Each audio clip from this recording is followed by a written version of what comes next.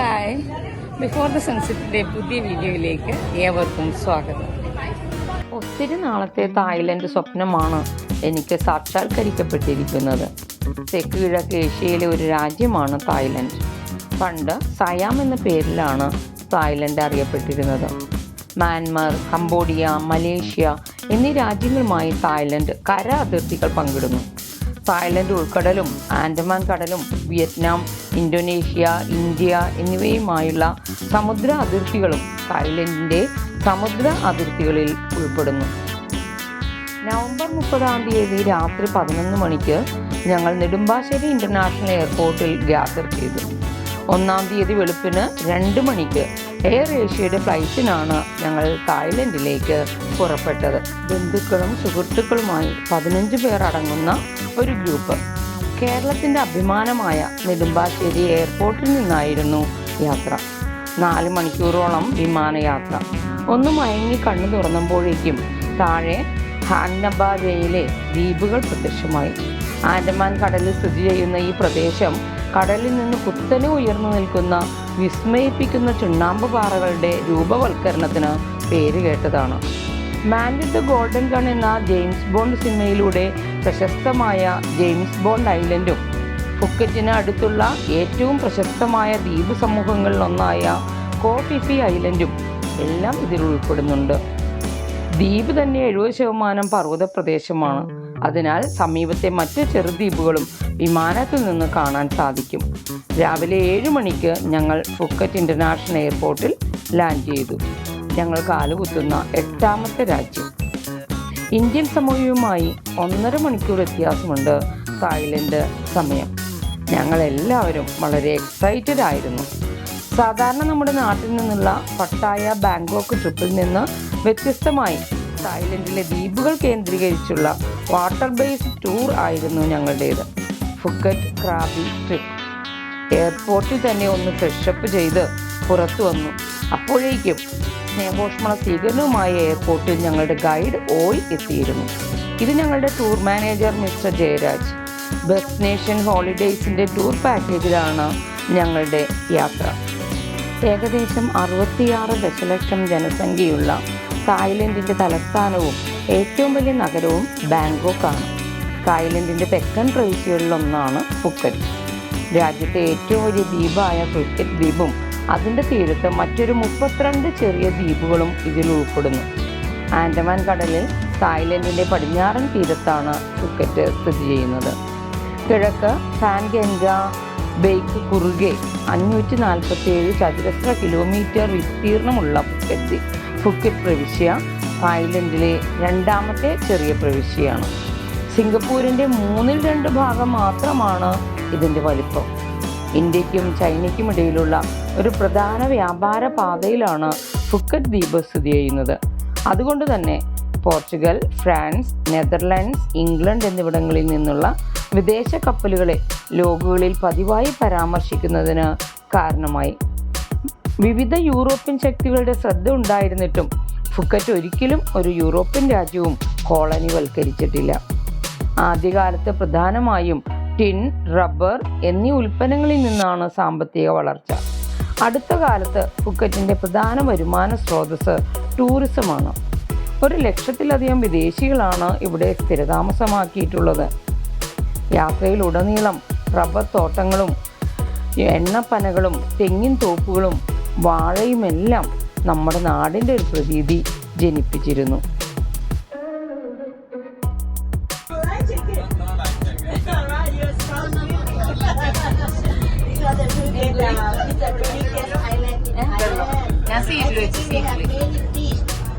After breakfast, I will take you to the shopping, activity tour, and go to Buddhist temple, and then to Phuket Old Town like this. Before to your hotel, because the check-in time is about 2 p.m. രാത്രി ഉറങ്ങി ഉണരാൻ പാകത്തിന് red I flight ആയിരുന്നു ഞങ്ങളുടേതെങ്കിലും മിക്കവർക്കും ഉറങ്ങാൻ സാധിച്ചിരുന്നില്ല. എങ്കിലും ഞങ്ങളെല്ലാവരും Thailand കാണുന്നതിനുള്ള എക്സൈറ്റ്മെൻറ്റിലായിരുന്നു. Phuket down ടൗണിലേക്കുള്ള യാത്രയ്ക്കിടെ ഫുക്കറ്റ് എയർപോർട്ട് വില്ലേജ് എന്ന റെസ്റ്റോറൻറ്റിൽ നിന്നായിരുന്നു ബ്രേക്ക്ഫാസ്റ്റ്. യാത്രയുടെ ഓരോ നിമിഷവും ഞങ്ങൾ ആസ്വദിക്കുകയായിരുന്നു.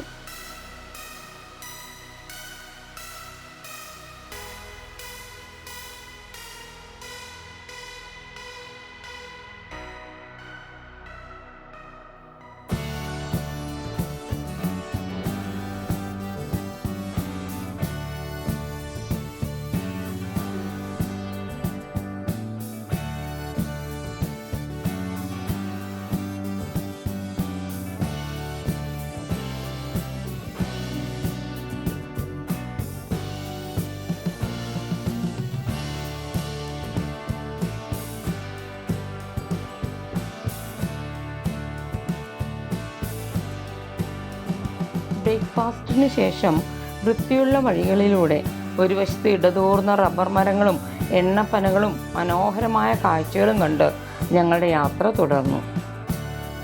റോഡിൻ്റെ ഒരു വശത്ത് ഇടതൂർന്ന റബ്ബർ മരങ്ങളുടെ തോട്ടം.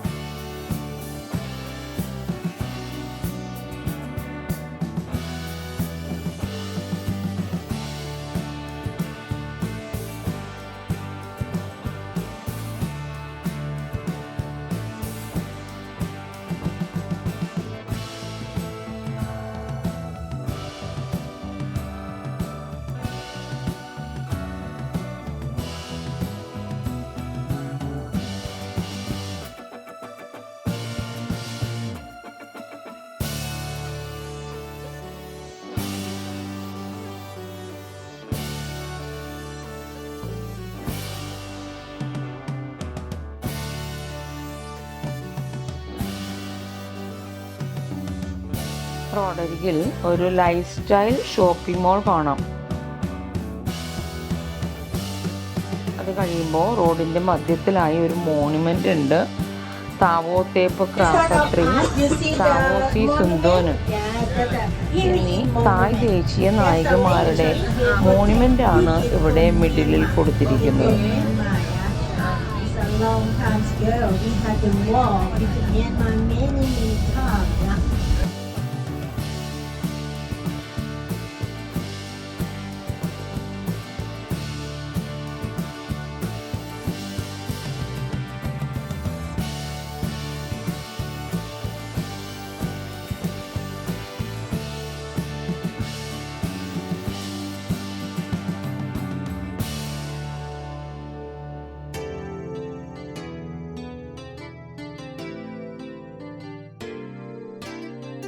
മുന്നിൽ തായ്ലൻഡിലെ ഒരു ചൈനീസ് ടെമ്പിൾ നമുക്ക് കാണാം. അതിനപ്പുറത്തായി മറ്റൊരു ബുദ്ധിസ്റ്റ് ടെമ്പിളുണ്ട്. തായ്ലൻഡിലെ പ്രധാന മതം ബുദ്ധമതമാണ്. മൊത്തം ജനസംഖ്യയുടെ 90% ബുദ്ധമതമാണ് പിന്തുടരുന്നത്. എങ്കിലും ഇവിടുത്തെ ഭരണഘടന എല്ലാ പൗരന്മാർക്കും മതസ്വാതന്ത്ര്യം ഉറപ്പു നൽകുന്നുണ്ട്. തായ്ലൻഡിലെ ഏറ്റവും വലിയ ന്യൂനപക്ഷ മതം ഇസ്ലാമാണ്. ചെറിയൊരു ശതമാനം ക്രിസ്തുമതവും ഹിന്ദുമതവും ഉണ്ട്. ചരിത്രപരമായി തായ് സംസ്കാരത്തിലും രാജകുടുംബങ്ങളിലെ ആചാരങ്ങളിലും ഹിന്ദുമതത്തിന് വലിയ സ്വാധീനമുണ്ട്. രാമായണത്തിൻ്റെ തായ് പതിപ്പായ രാമാക്കിയാൻ തായ്ലൻഡിലെ ദേശീയ ഇതിഹാസമാണ്. സിഖ് മതവിശ്വാസികളും രാജ്യത്ത് ന്യൂനപക്ഷമായി ജീവിക്കുന്നുണ്ട്. ഈ പ്രധാന മതങ്ങൾക്ക് പുറമെ ചൈനീസ്, വിയറ്റ്നാമീസ് കുടിയേറ്റക്കാർക്കിടയിൽ മഹായാന ബുദ്ധമതവും തായ് നാടോടി മതങ്ങളും ആചാരങ്ങളും തായ് ജനതകളുടെ ദൈനംദിന ജീവിതത്തിൽ സ്വാധീനം ചെലുത്തുന്നുണ്ട്.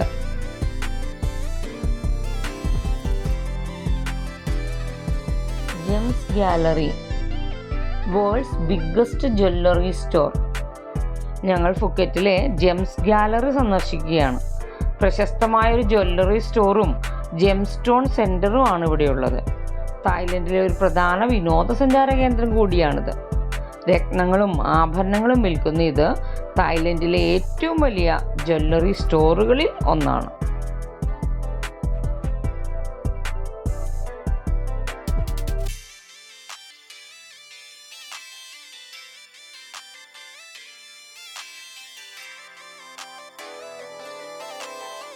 ഇവിടുത്തെ പ്രധാന ആകർഷണം ഇവർ സന്ദർശകർക്കായി രത്നഖനികളുടെ ഒരു ചെറിയ ഡാർക്ക് റൈഡ് റൂം ഒരുക്കിയിട്ടുണ്ട്.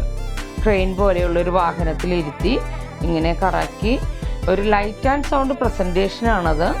ആഭരണ നിർമ്മാണ പ്രക്രിയ കാണാനുള്ള ഒരു സൗകര്യം, അതുപോലെ ആഭരണങ്ങളുടെ ഗാലറിയും നമുക്ക് കാണാം.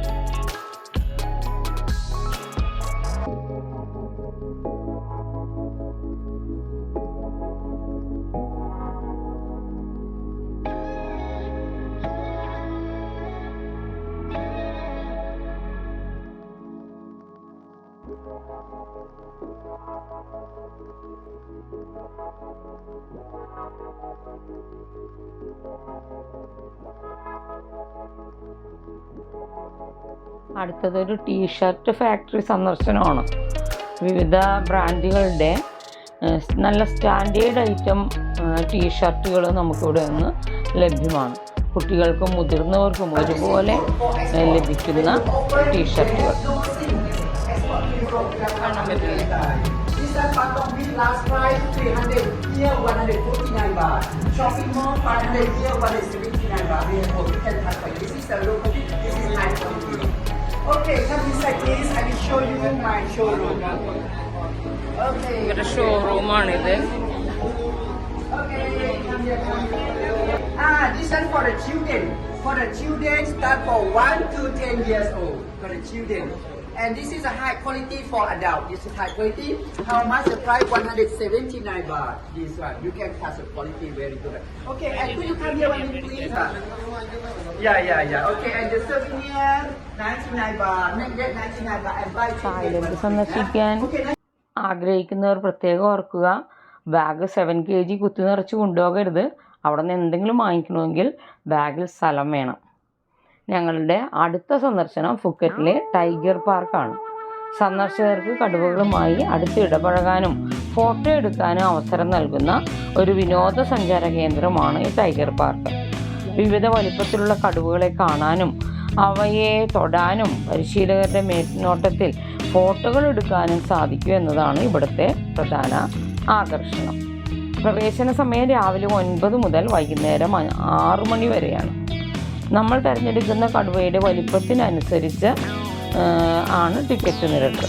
കടുവകളുമായിട്ടുള്ള ഇടപെടൽ സുരക്ഷിതമാണെന്ന് പാർക്ക് ഉറപ്പ് നൽകുന്നുണ്ടെങ്കിലും അടുത്തിടെ ഒരു ടൂറിസ്റ്റിനെ കടുവ ആക്രമിച്ചിരുന്നു.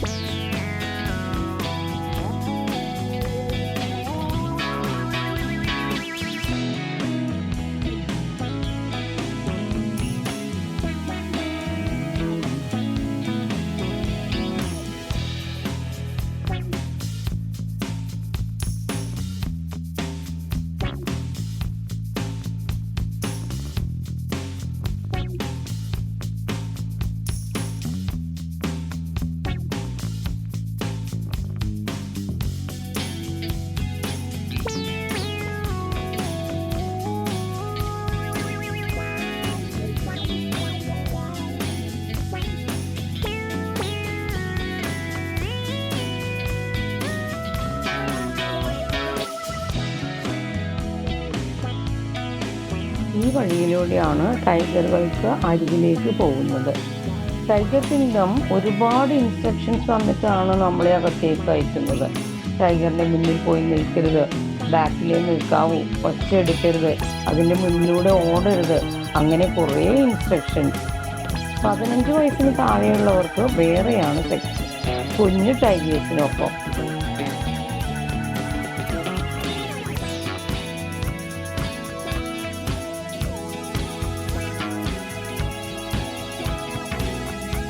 ടൈഗറിനെ ഒന്നും ചെയിനിട്ട് പൂട്ടിയിട്ടില്ല, കൂട്ടിലടച്ചിട്ടുമില്ല.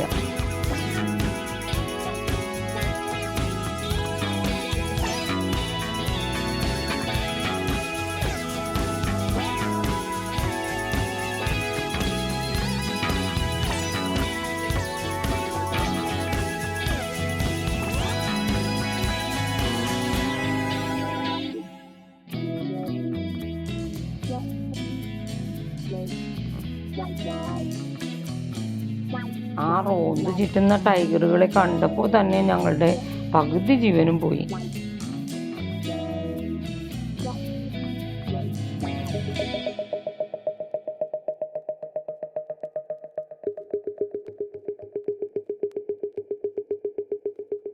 വിവിധതരം ടൈഗർ ടോയ്സ് വിൽപ്പന നടത്തുന്ന ഒരു ഷോപ്പിംഗ് മോളും ഇവിടെയുണ്ട്.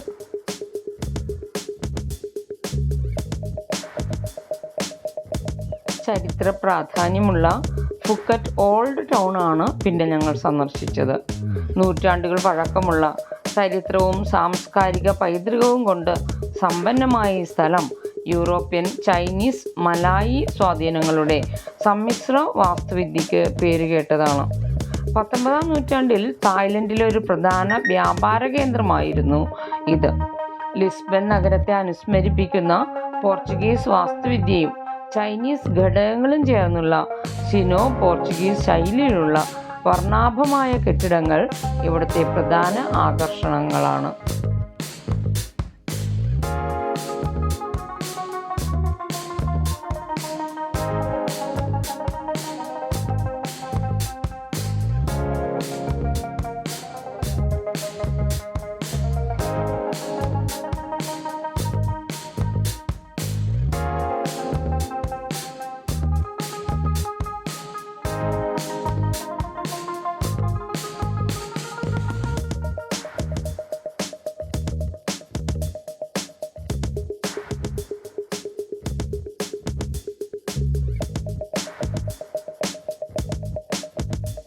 ബർമീസ് കറികളും ഹോക്കിയ നൂഡിലും ഉഷ്ണമേഖലാ പഴങ്ങളും മധുര പലഹാരങ്ങളും ഫുക്കറ്റിൻ്റെ വർണ്ണാഭമായ പഴയ പട്ടണം നമുക്ക് പ്രദാനം ചെയ്യുന്നു. കരകൗശല വസ്തുക്കളും വസ്ത്രങ്ങളും തായ് പരമ്പരാഗത സാധനങ്ങളും വാങ്ങാൻ നിരവധി കടകളും മാർക്കറ്റുകളും ഇവിടെയുണ്ട്.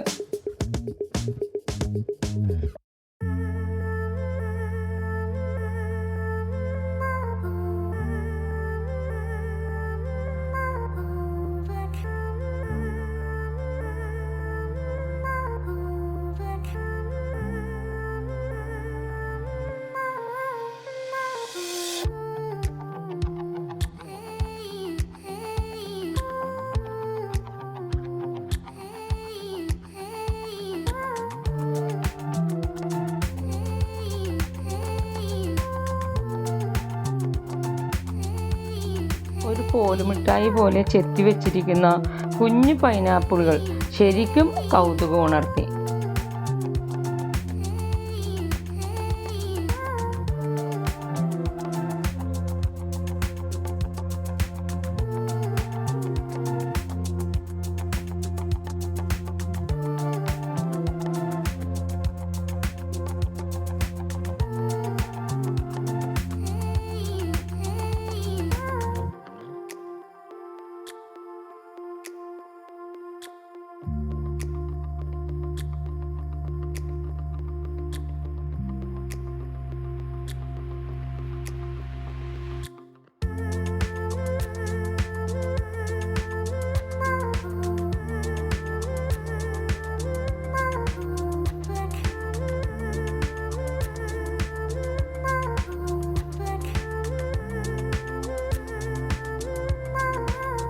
പരമ്പരാഗത വസ്ത്രങ്ങൾ അണിഞ്ഞ് കടന്നു പോകുന്ന തായ് സുന്ദരികളെയും സുന്ദരന്മാരെയും ഇടയ്ക്കിടയ്ക്ക് ഞങ്ങൾക്ക് കാണാൻ കഴിഞ്ഞു. ഫുക്കറ്റിൻ്റെ ഈ ഭാഗം എനിക്ക് ശരിക്കും ഇഷ്ടപ്പെട്ടു. ഓൾഡ് ടൗണിന് അടുത്ത് തന്നെയുള്ള വാട്ട് മോങ്കോൾ നിമിത് ടെമ്പിൾ ആണ് പിന്നെ ഞങ്ങൾ സന്ദർശിച്ചത്. 1880 നിർമ്മിക്കപ്പെട്ട ഒരു പരമ്പരാഗത തായ് ബുദ്ധക്ഷേത്രമാണ് ഇത്. നഗരമധ്യത്തിൽ സ്ഥിതി ചെയ്യുന്നതിനാൽ ഈ ക്ഷേത്രം വാട്ട് ക്ലാങ് എന്നറിയപ്പെടുന്നു. പ്രവേശന കവാടം മുതൽ വളരെ മനോഹരമായ പെയിൻറ്റിങ്ങുകളും മനോഹരമായ ബിൽഡിങ്ങുകളും ഇതിനുള്ളിലുണ്ട്. വാട്ട് മോങ്കോൾ നിമിത്തിൻ്റെ പ്രധാന സവിശേഷത അതിൻ്റെ ദേവാലയ ഹാൾ തന്നെയാണ്. സ്വർണ്ണ ഇലകൾ, നീല, ചുവപ്പ് പെയിൻറ്റുകൾ എന്നിവ ഉപയോഗിച്ച് സമൃദ്ധവും വിപുലവുമായി അലങ്കരിച്ച ഡിസൈനുകളാണ് ദേവാലയ ഹാളിലുള്ളത്.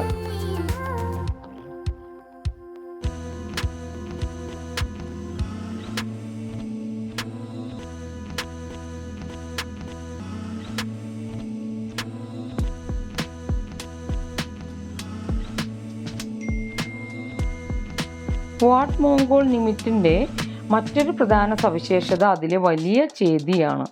ചേതി എന്നാൽ വിശുദ്ധ തിരുശേഷിപ്പുകൾ സൂക്ഷിക്കുകയും ബുദ്ധമതക്കാർ ധ്യാനിക്കാൻ വരുന്നതുമായ ഒരു തരം ഗോപുരമാണ്.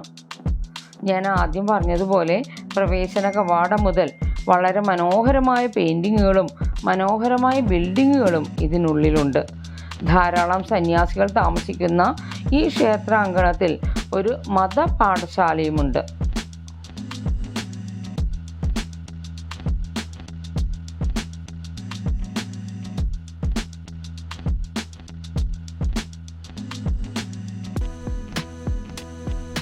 വാട്ട് മോങ്കോൾ നിമിത്തിൻ്റെ പ്രധാന സവിശേഷതയായ ദേവാലയ ഹാളിൽ പ്രവേശിക്കാൻ സന്ദർശകർക്ക് അനുവാദമുണ്ട്, സ്വാതന്ത്ര്യമുണ്ട്. പക്ഷേ കുറച്ച് നിബന്ധനകൾ നമ്മൾ പാലിക്കണം. ഉചിതമായ വസ്ത്രം ധരിക്കണം, അതായത് ട്രൗസറോ കാൽമുട്ടുകൾ മൂടുന്ന പാവാടയോ ഉണ്ടായിരിക്കണം. തോളുകളും മുകൾ ഭാഗവും മൂടണം. ഇവിടുത്തെ ബുദ്ധമത വിശ്വാസികൾ പവിത്രമായി കരുതുന്ന ഭഗവാൻ ശ്രീബുദ്ധൻ്റെ ഒരു വലിയ സ്വർണ്ണ പ്രതിമ ക്ഷേത്ര ഹാളിൽ ഉള്ളതിനാലാണ് സന്ദർശകർ മാന്യമായ വസ്ത്രം ധരിക്കണമെന്ന് നിർബന്ധം പിടിക്കുന്നത്.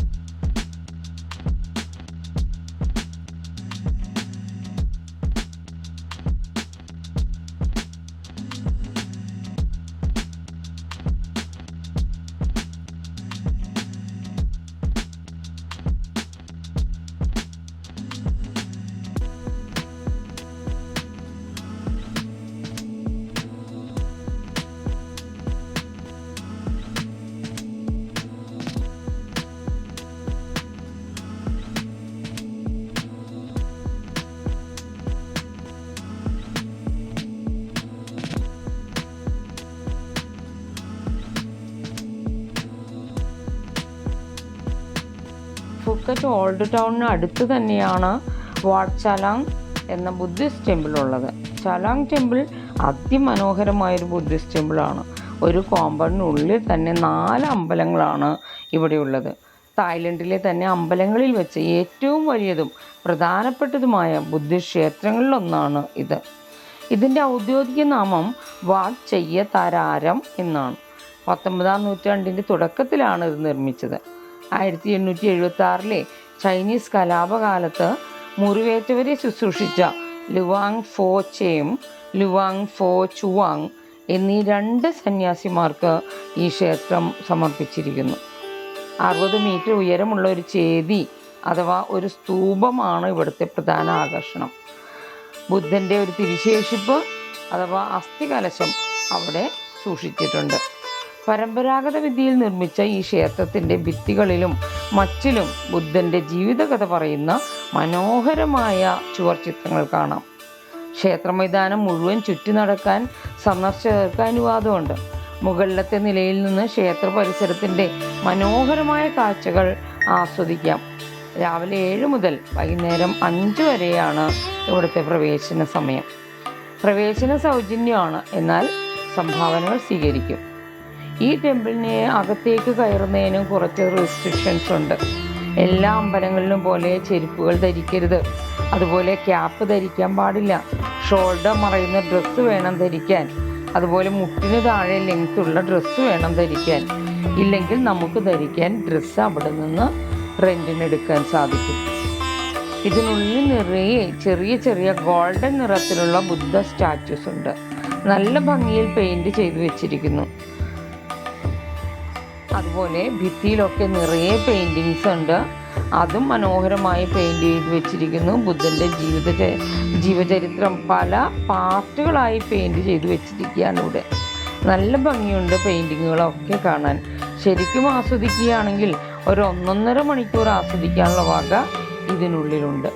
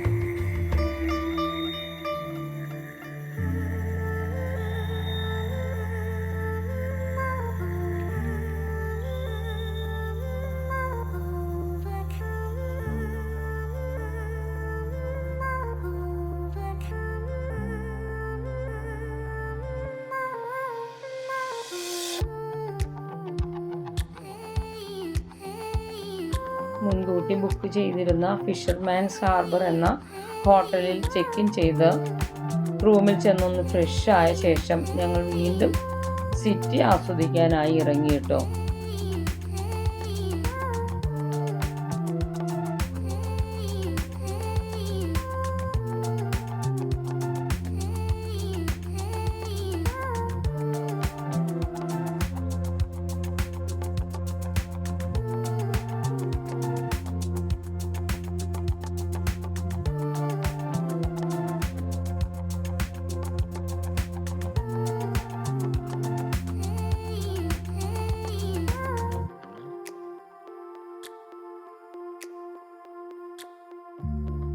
ഇവിടെയുള്ള ഇന്ത്യൻ റെസ്റ്റോറൻറ്റിൽ നിന്നായിരുന്നു സപ്പർ.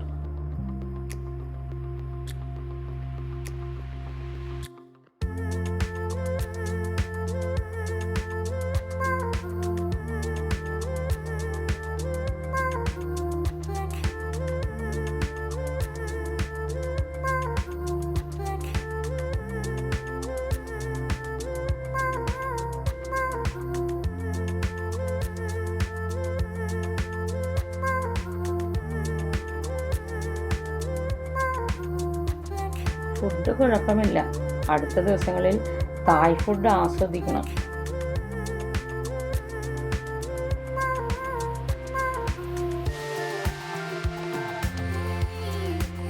ഭക്ഷണശേഷം ഞങ്ങൾ സ്ട്രീറ്റിലേക്ക് ഇറങ്ങി. ഫുക്കറ്റിൻ്റെ സ്ട്രീറ്റിലൂടെ ജസ്റ്റ് ഒരു നൈറ്റ് വാക്ക്.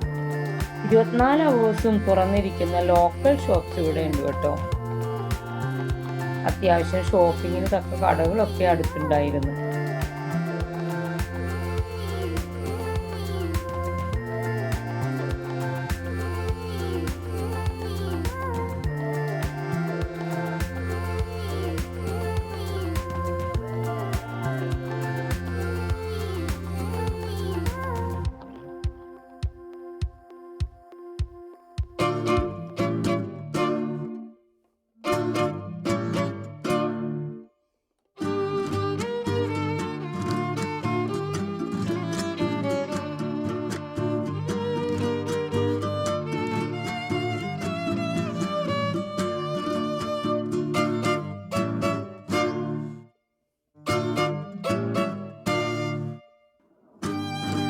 ക്രൊക്കഡൈലിൻ്റെ തൊലി കൊണ്ടുണ്ടാക്കിയ ബെൽറ്റുകളും ബാഗുകളും ശരിക്കും ഞങ്ങൾക്ക് അതിശയം ജനിപ്പിക്കുന്നതായിരുന്നു.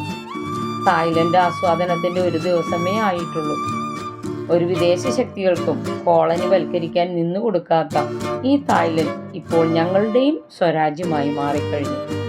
നാളത്തെ 4 ഐലൻഡ് ടൂറിനായുള്ള വെമ്പൽ മനസ്സിൽ. വീഡിയോ ഇഷ്ടമായെങ്കിൽ പ്ലീസ് സബ്സ്ക്രൈബ് മൈ ചാനൽ.